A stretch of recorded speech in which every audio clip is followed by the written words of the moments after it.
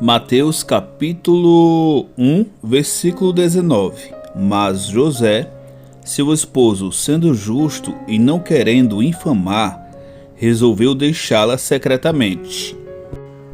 A fuga secreta de José.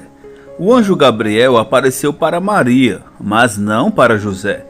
Imediatamente depois da visita do anjo a Maria, ela foi ao encontro de sua prima Isabel, na Judéia, e ali ficou 3 meses, até o nascimento de João Batista. Ao retornar a Nazaré, sua gravidez era notória. José teve uma luta curta e trágica entre a sua consciência legal e o seu amor. Maria não compartilhou com José o fato miraculoso, e José, sendo justo e não querendo infamá-la, resolveu divorciar-se sem alarde. Não querendo infamá-la, José prefere sofrer o dano a expor Maria ao opróbrio público. Charles Spurgeon aconselha: quando nós precisamos fazer algo grave, devemos escolher a forma mais terna, ou talvez não precisamos fazê-lo de modo algum. Friedrich Heinecke diz que havia 2 caminhos para esse divórcio de José: publicamente, isto é, mediante um processo, ou privadamente, por acordo tácito, mediante uma carta de divórcio. A consequência do processo seria uma pena, que no domínio romano consistiria em expor Maria à vergonha pública. José escolheu o outro caminho, que era separar-se, entregando a Maria uma carta de divórcio, privadamente, com o consentimento dela. Desse modo, o escândalo não viria a público.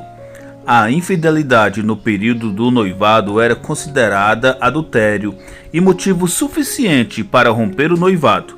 Ainda mais, o adultério era castigado com a morte por apedrejamento, aplicado a ambos, ao homem e à mulher.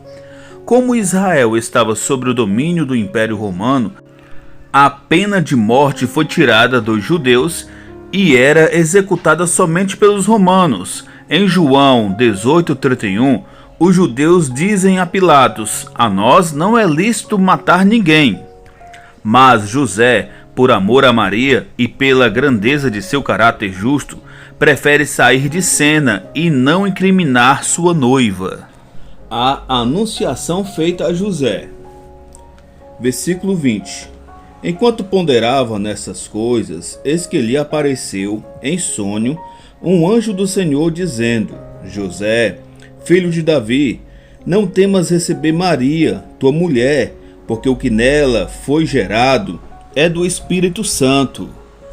A mente de José era um turbilhão. A gravidez de Maria tornou-se uma tempestade em sua alma.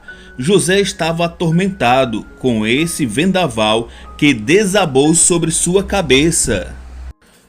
Enquanto ponderava sobre essas coisas, um anjo do Senhor apareceu a ele, em sonhos, para esclarecer seus questionamentos e remover de seu coração o medo.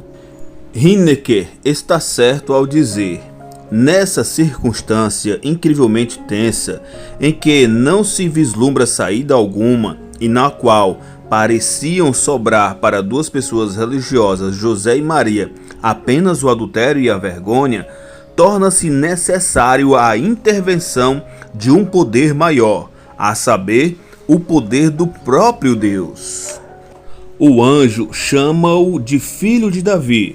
José não deveria rejeitar o filho de Maria, mas conferir a ele uma linhagem real. Concordo com Michael Green quando ele diz que Mateus está interessado não no aspecto biológico de Jesus, mas em seu status legal.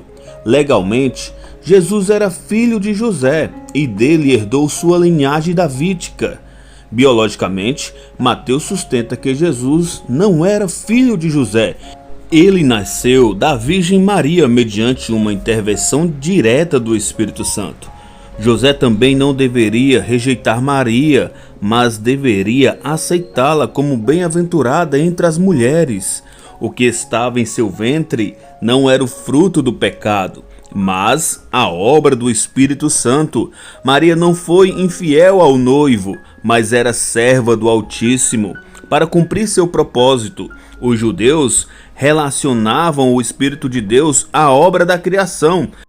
Pelo seu Espírito, Deus deu ordem ao caos, fez os céus e os exércitos dele.